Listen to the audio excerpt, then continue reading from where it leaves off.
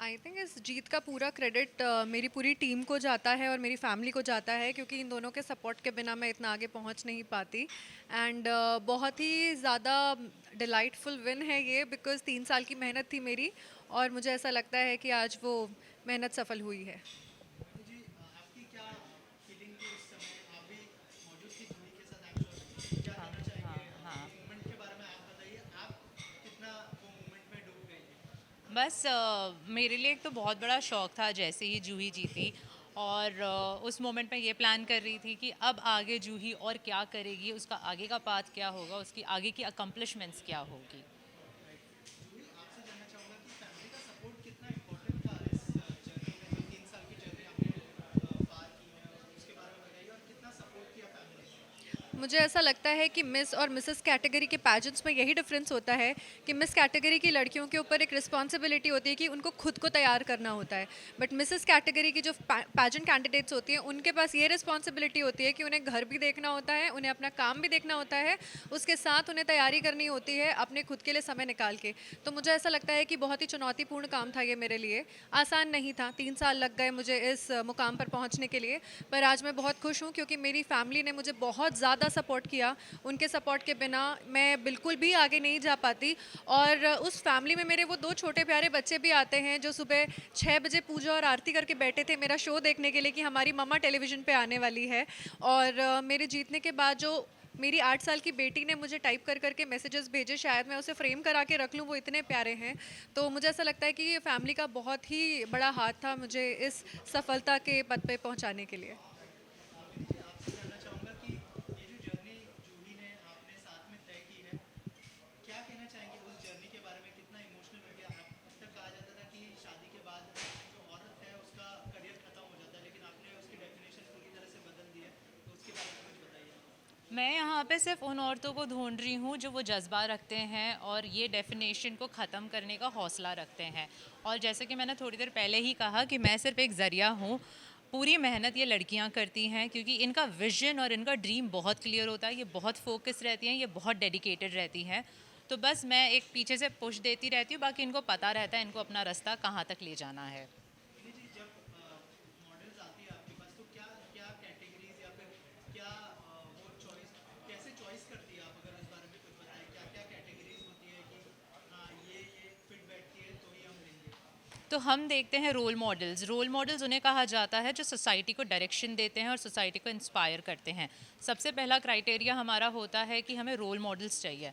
दूसरा हमारा क्राइटेरिया है कि ये कितना ज़्यादा इमोशनली, मेंटली और फिज़िकली इन्वेस्ट हो सकती हैं, क्योंकि इंटरनेशनल जर्नी करना या इंटरनेशनल पैजेंट की प्रिपरेशन करना कोई छोटा काम नहीं है। यहाँ पर बोलते हैं ना कि पूरे बर्फ़ को पिघालना पड़ता है और उसे एक नया आकार देके उसे फिर जमाना पड़ता है। और पिघलना इतना आसान नहीं होता। तो वो क्वालिटीज़ कुछ ही लड़कियों में होती है, और जिन लड़कियों में होती है वही नेशनल विनर बन पाती हैं। एंड थैंकफुली वो इंटरनेशनल विनर भी बन जाती हैं। जूही जी, कौन इंस्पायर करता है as a woman? I think मेरी माँ मुझे बहुत इंस्पायर करती आई है बचपन से, क्योंकि मेरे पिता जो थे वो काफ़ी छोटी एज में ही एक्सपायर हो गए थे। तो मैंने उन्हें देखा कि किस तरीके से सोसाइटी के प्रेशर्स के बावजूद भी उन्होंने 2 बेटियों को पढ़ाया लिखाया और आज इस काबिल बनाया कि मैं इतनी बड़ी लंबी जर्नी यहाँ तक मैं पहुँच पाई और मैं आज सफल हूँ। तो मुझे ऐसा लगता है कि जो आइडियल होती है, जो शुरुआत होती है ना, वो घर से ही होती है हमेशा हर इंसान के लिए। और उसी तरीके से मेरी आइडियल मेरी माँ है। आप दोनों से जानना चाहूँगा कि आप दोनों के लिए ब्यूटी की डेफिनेशन क्या है? अगर उस बारे में कुछ बताएं हमारे ऑडियंस को। बोलो तुम बोलो। I think beauty comes with a purpose. मतलब अगर उस ब्यूटी के कोई मायने नहीं है, कोई पर्पस नहीं है, और कोई उसके पीछे कोई सब्सटेंस नहीं है, तो उस ब्यूटी का कोई मतलब नहीं है। क्योंकि उस सुंदरता का आप क्या करोगे जो आपके अकेले निहारने के लिए है? जब तक आप दूसरों के लिए कुछ एग्जाम्पल सेट नहीं करते, दूसरों के लिए कुछ करते नहीं हो, तो उस सुंदरता का मुझे लगता है कि कोई अर्थ नहीं है। मोहिनी जी। जो अपने परिवार को, अपनी कंपनी को, अपने बच्चों को, सबको साथ में लेके चलता है, अपने दोस्तों को, अनजान लोगों को, सबको साथ में लेके चलता है, जिसको उस इंसान से कोई बैर ना हो। मुझे पता है ये थोड़ा मुश्किल होता है, पर ये पॉसिबल है क्योंकि मैंने देखा है। वही असली खूबसूरत इंसान होता है। राइट। ऑल्सो जैसे आपने थोड़ी देर पहले प्रेस कॉन्फ्रेंस में कहा था कि आप बिजनेस वूमन हैं, आप हमेशा नेक्स्ट चीज़ के बारे में सोचती है। क्या नेक्स्ट होने वाला है आपके लिए स्पेशली? अगर उस बारे में कुछ बताएं हमारे को। नेक्स्ट तो ये होने वाला है कि अब हम मिसेस इंडिया INC 2023 की तैयारी में हैं, जो श्रीलंका में होने वाला है 19 जुलाई को। जूही आने वाली है जो अपनी सक्सेसर को क्राउन करेगी, और बस इसी की तैयारी में हम हैं।